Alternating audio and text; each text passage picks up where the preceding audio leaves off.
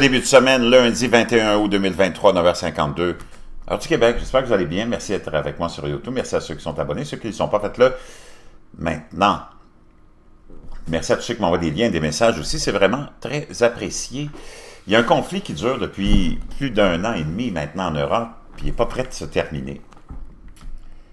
Le complexe militaro-industriel mondial se lèche les babines à l'idée d'un conflit mondial.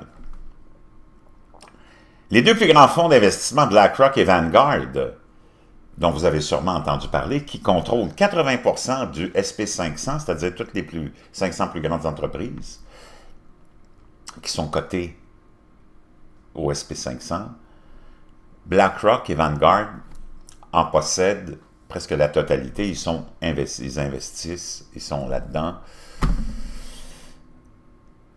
et contrôlent presque tout ce que tu peux imaginer sur la planète, y compris, naturellement, ces grands fonds d'investissement qui veulent te donner des leçons de moralité sur la gouvernance, hein, l'environnement, l'économie durable, et ainsi de suite, et qui notifient les entreprises et que si tu ne réponds pas à leurs critères, ils n'investissent pas dans ton avenir ou dans ton entreprise, bien, ces gens-là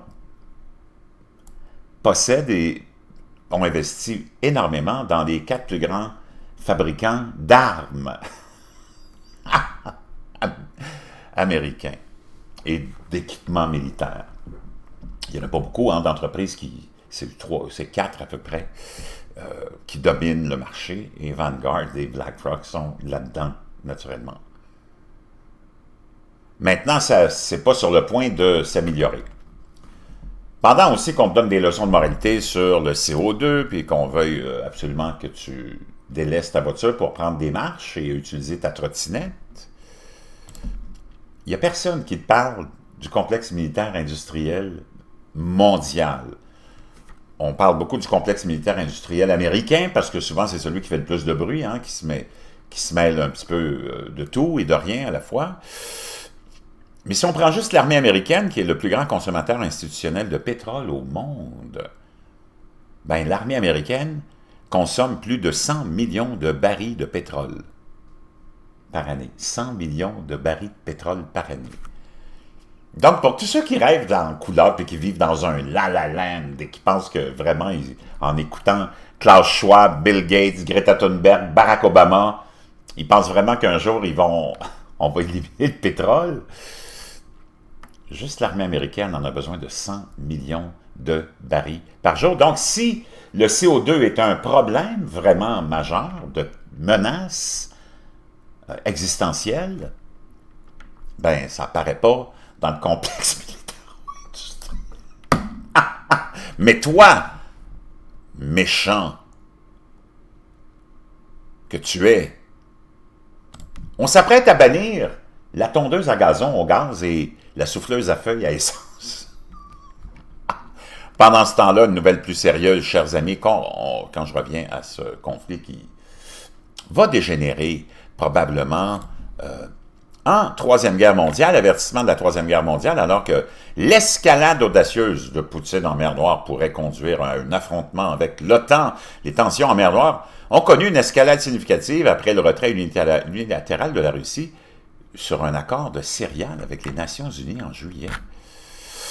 Intercepter des navires dans les eaux internationales et tenter d'exercer un contrôle économique sur l'autre pays en guerre avec la Russie pourrait conduire Moscou à déclencher un conflit direct avec l'OTAN, avertit l'ancien commandant suprême allié d'Europe de l'OTAN. Pendant ce temps-là,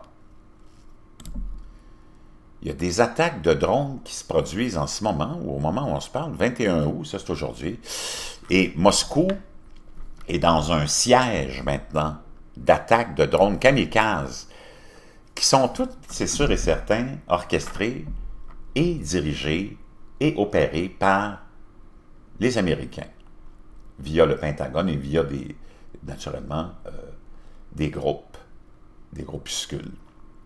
On ferme tous les aéroports principaux, puis il y a eu une explosion près de la maison de poupées de fer de Poutine. Des explosions ont secoué ce matin, donc ce matin,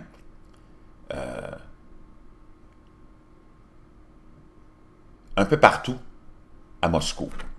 L'assaut aérien a fait des ravages dans la capitale alors que les voyages en avion ont été paralysés quelques heures seulement après que le président de l'autre pays a juré de se venger à la suite d'une frappe mortelle de missiles russes.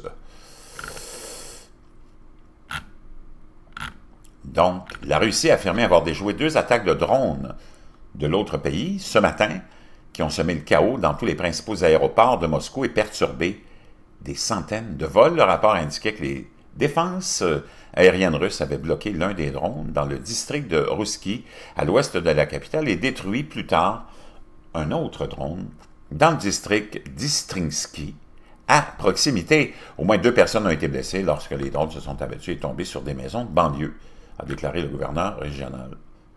Donc on voit, c'est en train de quand même prendre de l'expansion. Ce conflit-là, ça se transporte maintenant assez fréquemment sur le territoire russe. Jusqu'où ça va aller, hein, je ne sais pas, mais au début du mois d'août, il y avait eu 2 autres frappes de drones qui avaient touché des bâtiments gouvernementaux au cœur de Moscou. Une semaine plus tard, la capitale était plongée à nouveau dans le chaos avec des assauts aériens qui faisaient aussi des ravages au-dessus de Moscou.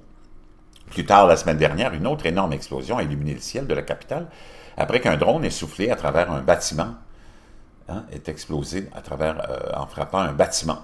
L'attaque s'est déroulée dans le sillage d'une frappe de drone kamikaze sur le pont bien aimé de 3 milliards de livres sterling de Poutine qui relie la Crimée à la Russie. Et au cours du week-end, une audacieuse attaque de drone encore plus profond dans la Russie a détruit l'un des bombardiers supersoniques Tu-22 qui sont très prisés par Poutine. Donc, on voit qu'il y a beaucoup de développement, d'agacement. Jusqu'où ça va arrêter? Ça va probablement pas arrêter jusqu'à ce qu'il y ait probablement le déclenchement de ce fameux conflit mondial qu'on est en train d'alimenter. Wow! Il n'y a personne qui parle de paix. Mais on parle de CO2 et de tondeuse à gazon. Bon lundi.